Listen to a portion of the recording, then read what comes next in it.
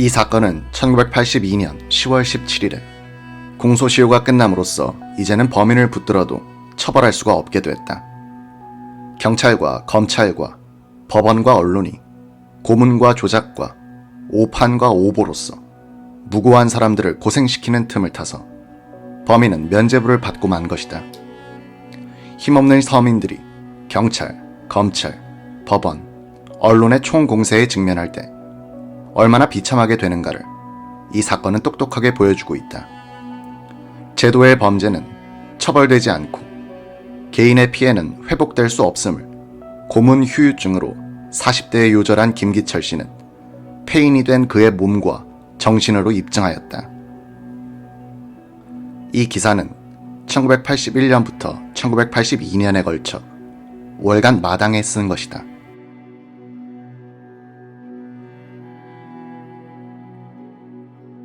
내가 1981년 6월 14해 만에 첫 기자로서 전시집을 찾았을 때 사진을 통해 낯이 익은 전시는 반갑게 기자를 맞았다.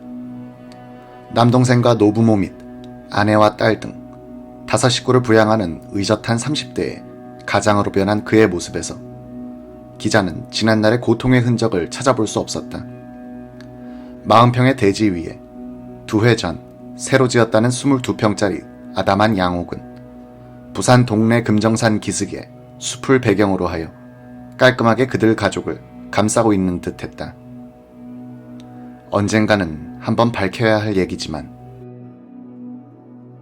전 씨는 부엌일에 바쁜 아내의 눈치를 보면서 아직도 그의 마음과 몸속에 살아있는 악몽을 되씹기 시작했다.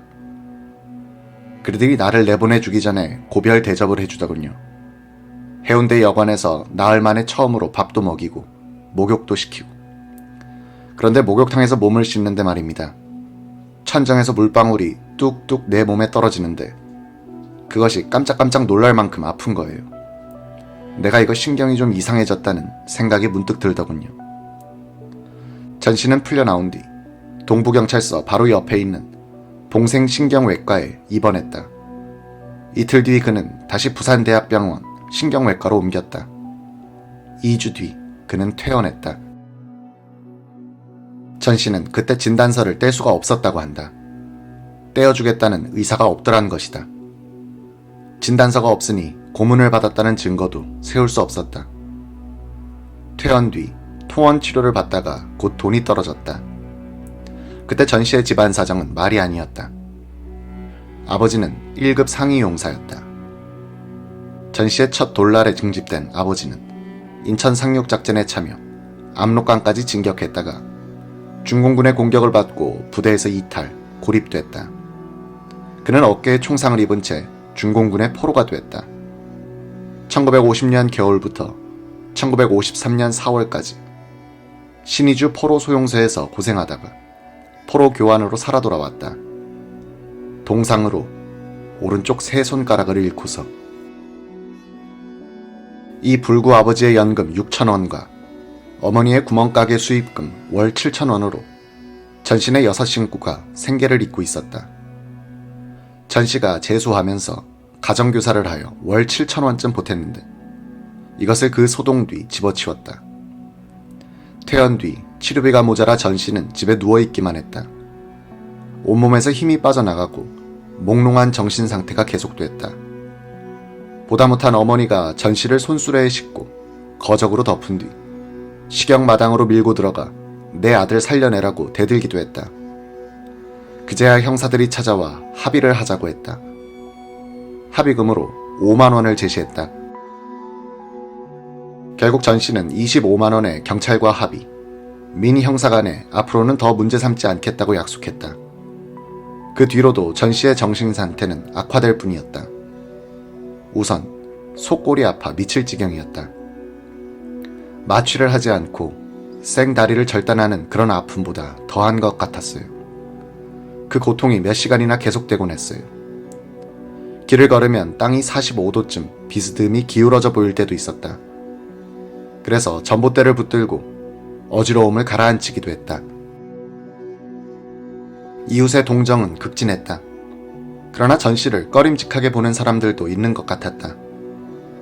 경찰에서 전시를 내놓았을 때 몇몇 신문들은 경찰은 방증 수집을 계속하겠다고 말했으며 증거가 드러나면 언제든지 구속할 수 있다고 꼬리를 달았다.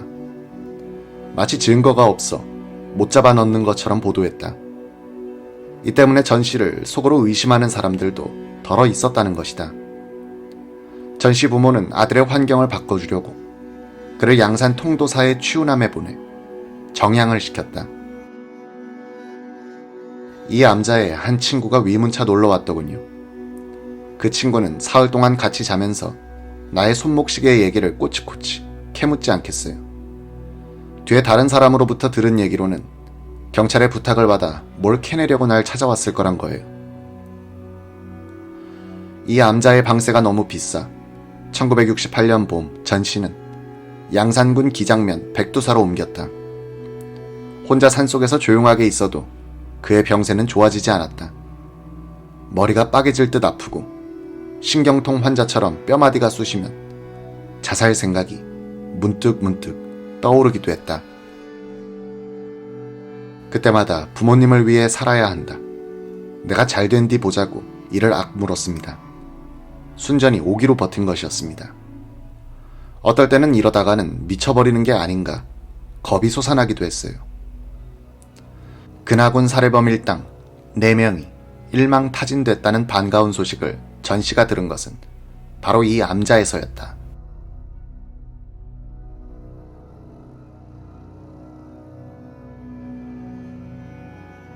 (1968년 5월 29일) 전국 신문들은 또다시 기뻐 날뛰었다. 근하군 살해범 일망타진이란 제목이 일면 머리와 사회면 머리를 장식했다. 주범 최형욱, 하수인 정대범, 살해교사범 김기철, 김금식 씨의 사진이 큼직하게 실린 것은 물론이었다. 사건을 해결한 부산지검 김태현 부장검사의 흡족해하는 표정사진과 어린이 유괴 살해 사건 수사의 명검사란 프로필 기사가 또한 빠질 수 없었다. 그것은 근하군 살해 사건의 제2대 진범 대관식에 걸맞은 신문의 대접이었다. 이 대관식에 초대 진범이 빠질 수는 없었다. 기자들은 전경열 씨의 부모를 찾아가 소감을 받아갔다. 전 씨의 아버지는 멀쩡한 자식을 병신 만들어 놓은 경찰을 원망하면서 이제 공식적으로 누명을 벗었으니 개운하다고 말했으나 어머니는 아들 물어내라고 통곡을 터뜨렸다. 전국의 신문들이 신들린 것처럼 이 검거 기사를 크게 취급한 것은 결코 호들갑이 아니었다. 검찰의 발표 내용은 강력 사건이 가질 수 있는 모든 극적 요소를 망라하고 있었다. 주범이란 최형욱 씨는 그나의 친외삼촌이었다. 외삼촌이 조카의 사례를 원격 조정하고 협박장이 오면 내부의 돈 100만 원을 직접 들고 나가 하수인들에게 건네주기로 계획했었다는 발표 내용은 독자들을 분노케 하는데 모자람이 없었다. 외삼촌은 비정했다는 사회면 머릿기사, 나는 오빠를 저주한다는 그나 어머니의 숙이는, 이런 분노에 부채질을 했으나 과하다는 느낌은 별로 주지 않았다. 이들은 점조직과 가명을 써가며 범행을 저질렀고 조수의 유동을 계산, 시체를 대마도 쪽으로 실어보내버리려고 했다는 대목도 이 사건을 흥미롭게 윤색했다.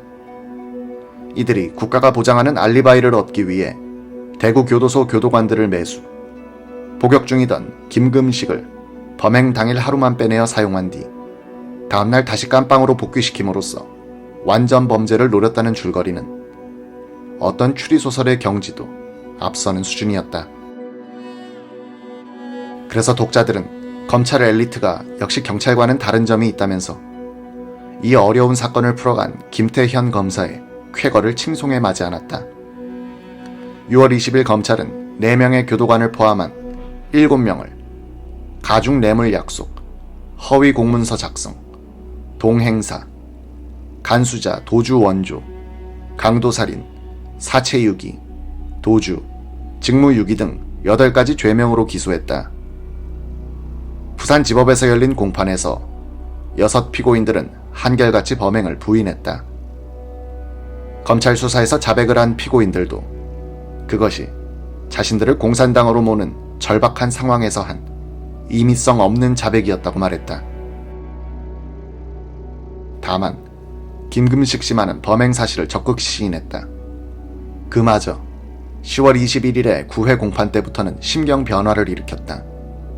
지금까지의 자백은 경찰과 검찰의 수사 능력을 시험, 우롱해보기 위한 창작이었다고 진술하기 시작했다. 그는 검찰이 발표한 범인이란 사람들은 자기가 만든 각본에 속은 검사가 배역에 맞춰 잡아들인 무고한 양민들이며 서로 얼굴도 모르는 사이라고 폭로하고 자신에게 베푼 검사의 야릇한 대접까지 까발렸다.